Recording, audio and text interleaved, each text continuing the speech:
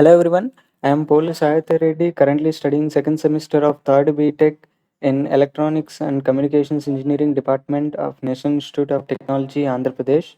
This video is part of EC312 Optimization Techniques course project under the guidance of Dr. Pulikishore Kumar sir. In this video, we are going to discuss about the genetic algorithms and try to implement in Python. These are the table of contents that we are going to discuss today. Genetic algorithms are a type of computational optimization algorithms that are derived by the process of natural evolution and selection process. These algorithms are especially helpful in searching the global minima or maxima of functions, especially when they are not differentiable.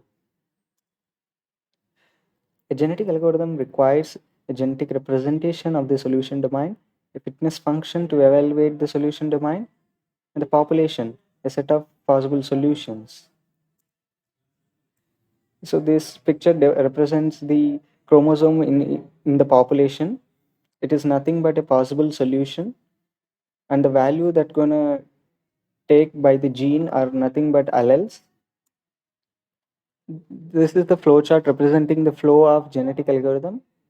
We're going to discuss about these steps in detail in further slides. The first step is initialization. Initialization is to generate a random set of possible solutions from this solution domain. So the fitness function is defined over the genetic representation of solution, and it is always a problem dependent. The job of this fitness function is to assign a fitness value to each solution in the population based on how well it solves the problem.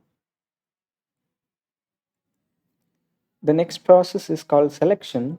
During each generation, a portion of population is selected for the reproduction process. So there are various methods of selection. We're going to study about some of the selection methods in this video. The first one is tournament selection. In this selection, a k number of solutions chosen randomly from the population, and among them a best solution is picked. So this is the code which implements the tournament selection in Python. So we first take the in all indices from the population and randomly choose some of the indices from which we randomly pick the maximum of the population. The next method is called roulette wheel selection method. In this wheel selection method, the probability of a particular population is being chosen is directly proportional to its fitness value. The more the fitness value, the more the probability that this population is going to be chosen for the selection crossover method. This is the implementation of roulette wheel selection method in Python. So another selection method is called rank based selection. This selection, the we assign ranks to each population, and in which we randomly select the population with highest rank. So the next step is crossover. Crossover is nothing but exchanging of information from parents to child. So crossover is typically applied with certain probability. Typically this probability is very high, so mostly the probability is going to happen for all of the iteration. So there are several methods in crossover also. One of them is one point crossover. In this one point crossover, a random crossover point is selected and we swap the information from one parent to another parent. So the resultant two new solutions are nothing but offsprings. So this is the implementation of one point crossover method in Python. So multi-point crossover method. This is nothing but more number of crossing points is defined for the exchange of genetic information. Here two crossing points are defined, so it is a 2-point crossover. This is the implementation of 2-point crossover in Python. Another method is called uniform crossover, in which Each gene of the chromosome is uniformly chosen to go into the child. So here, if we take 0 and 5, both have uniform probability to enter into the child gene. So this is the implementation of uniform crossover method in Python. So another method is called arithmetic crossover. So this crossover is very helpful when we want to operate on real valued problems. This is the implementation of arithmetic crossover. We define some rate called alpha with which we're gonna cross over. Another thing is called a mutation method. Mutation process involves randomly selecting a gene of the parent solution and changing its value to a new random variable. Mutation helps to maintain diversity in the population. So there are a couple of methods available in mutation also. One of them is bit flip. These mutation methods that we're going to discuss now are especially helpful in binary related problems when our genetic representation is of binary form. In this bit flip mutation, we select one or more random bits and flip them. Swap mutation is nothing but choosing two random locations in the chromosome and swap them. These are the implementation of bit flip mutation method and swap mutation in Python.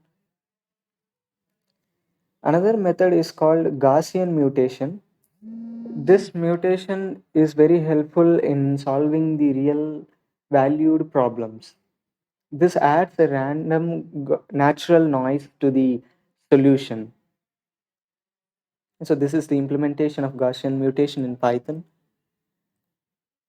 Another mutation method is called polynomial mutation. This method is very helpful when you want to dealing with the n-dimensional optimization. This method will most likely to converge for a good solution that we're going to see in implementation process. This also adds some a value of delta as based on this formula. So this is the implementation of polynomial mutation in Python. Another thing is tuning parameters. Nothing but in genetic algorithm, we need to tune the parameters like crossover probability, mutation probability. Because based on this method, the solution might change. If our mutation is too high, then we chance of losing the good solution is also high. If the mutation is too low, the chance of diversity and exploration is low. Heuristic methods, these are helpful when we want to run our genetic algorithm on larger computation cores. There we can use uh, methods like specialization, which comes very handy when we want to run our genetic algorithms on distributed computers. And an important method called elitism. Elitism is nothing but passing the good solution from one iteration to another iteration without affecting it. So this ensures that the good solution is always remained in the further iterations. This will actually helpful in retaining the good solution. Sometimes this also leads to premature conversions. The last step is termination. Termination is nothing but how to stop the algorithm.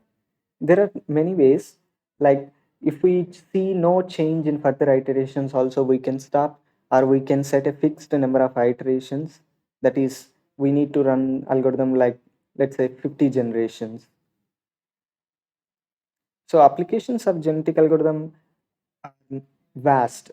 So these are the algorithms that we specifically find in the electronics and communications engineering domain.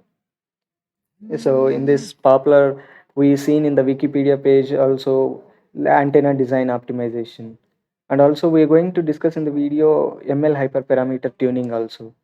So limitations are fitness function evaluation, because we need to evaluate the fitness function for every chromosome in the population and for every generation.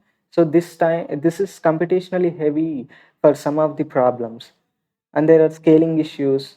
Premature convergence is nothing but the problem gets stuck in the local minima and maintaining diversity.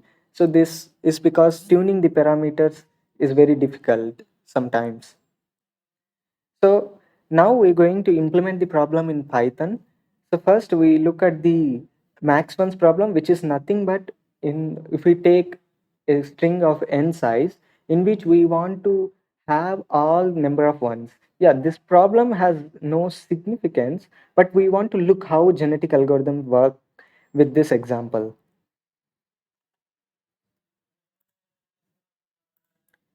So we're going to look at it now.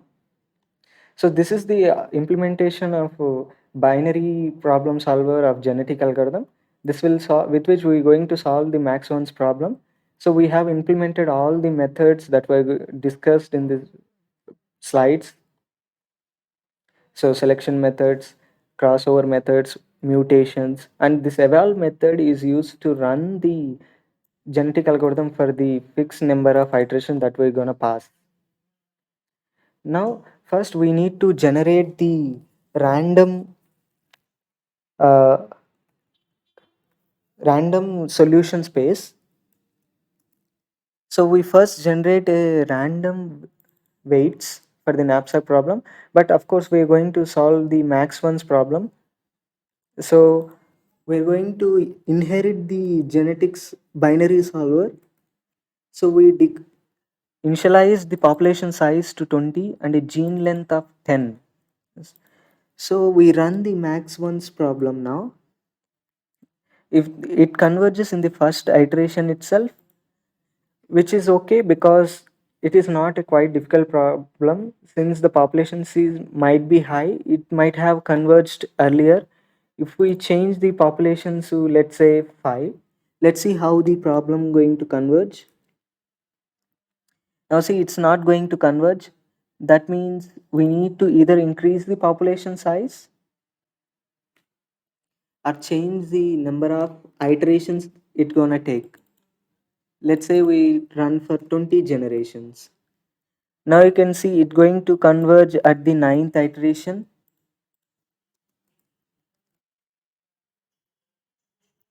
Yeah, this plot shows that we have found the best solution at the ninth iteration. From after that, then the remaining solutions are simple repetition, that is constant solution. Now we after implementation of this, we're going to look at the knapsack problem. So knapsack problem is nothing but, let's say we have a bag. We need to fill the bag with some items which have the specific weights, and we have a limit of a weight. So we need to fill the items such that the max weight is achieved. That means we need to reach the limit but having the more number of items. So let me run this. uh, First we randomly generate the weights for each item. We represent this problem in binary domain. Let's see, the fitness of this encoded binary sequence is 133. That is nothing but the weight of all items at this position. Each position represent a unique item. Now we run this algorithm. First initialize the population with 50. A tournament selection method is used, and 2-point crossover method with a probability of 0.85 and a bit flip mutation with a mutation rate of 0.1. Now we are going to run this algorithm. Now we can see at first few iterations it is going to be 495. Our limit was 500. That we are going to see in the fitness function. We set our limit to the 500. So we have reached 499. So, so we have reached the best solution at the first 15 iterations only. So now we're going to do the test functions optimization. So nothing but these functions are available in the test functions for optimization in Wikipedia page. So these functions have the already known global minima value. Now we're going to see how our genetic algorithm performs on these test functions. We're going to see all these 7 functions, in which some of them are n-dimensional functions.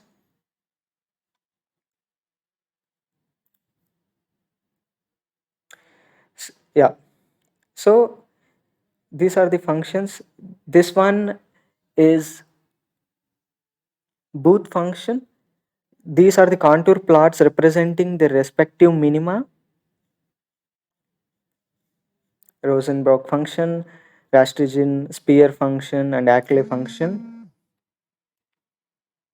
So first we're going to run this algorithm. So first run this cell, and we first run for the Ackley.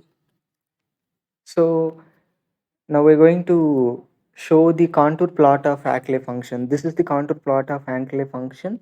Now we're going to run our algorithm, which has minima at 0 0.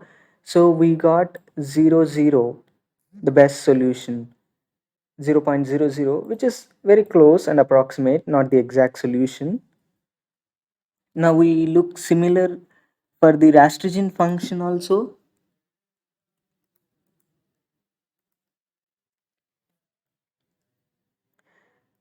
This contour plotting will take some time, so please wait until it complete.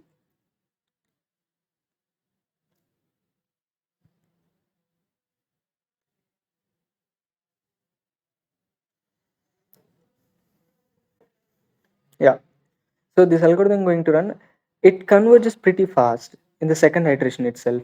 And the main why it is going to converge in the first iteration with the help of elitism.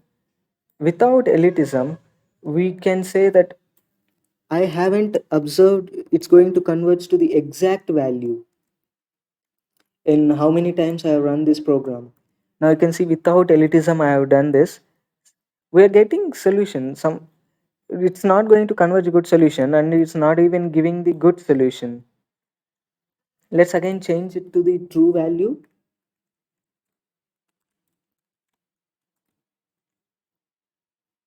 Now run this.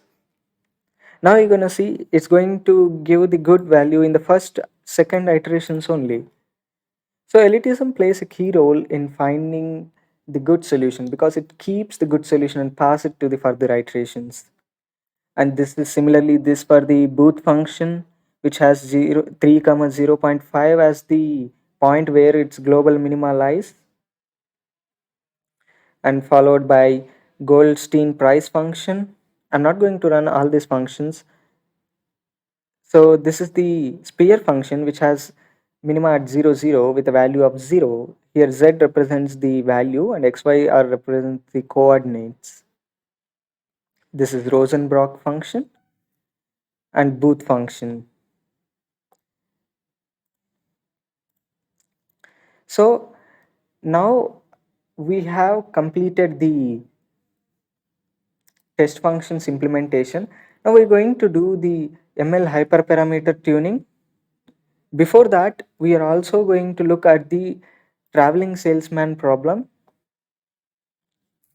in which we need to find out a optimized path starting from a fixed location, and we again need to reach the same location by completing all tours of the cities with a minimum cost. So this is the implementation of the traveling salesman problem Python program. Now we're going to run these cells.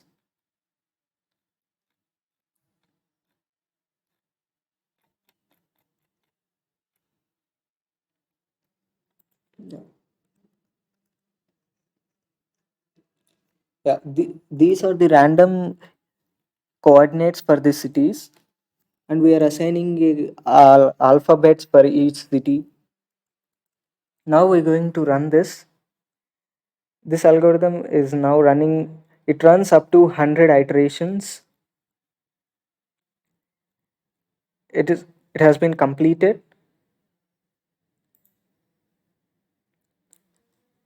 this is the best plot that it's gonna find. So by looking only, we can say that it is good solution.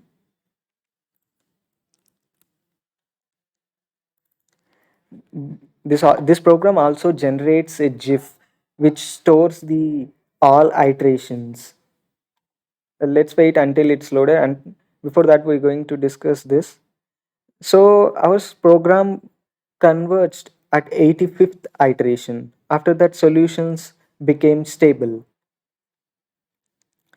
Now these are the another set of coordinates called circular coordinates.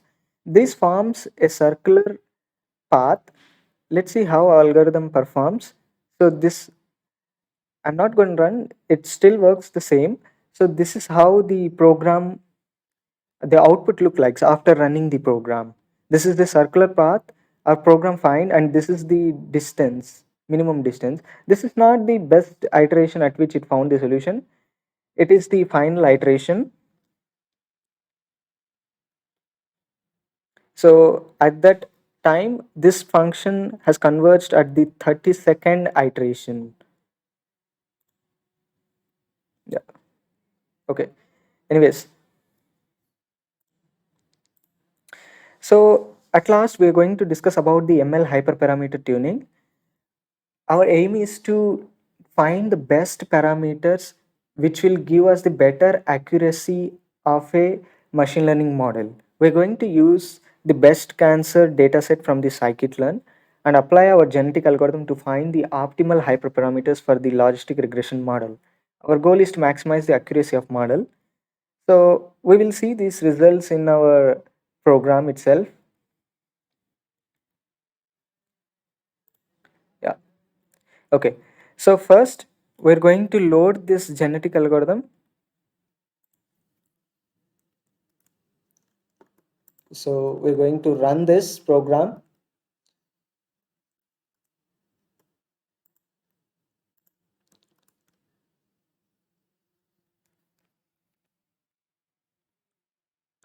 So it takes quite the time because at every iteration for each population it needs to calculate the